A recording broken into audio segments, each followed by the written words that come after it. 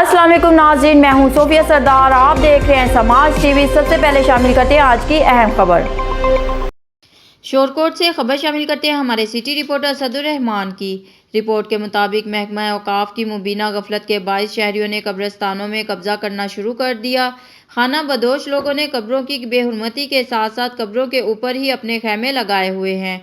कब्रिस्तानों में एक मैयत की तदफीन के साथ ही कई कब्रों के लिए चार दीवारी करना मामूल बन गया। महकमा औकाफ का अमला दफातर में बैठकर तनख्वाहें ले रहा है।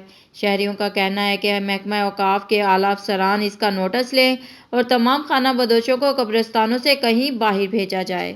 खबरों का सिलसिला जारी रहेगा। मिलते हैं एक छोटी सी ब्रेक के बाद।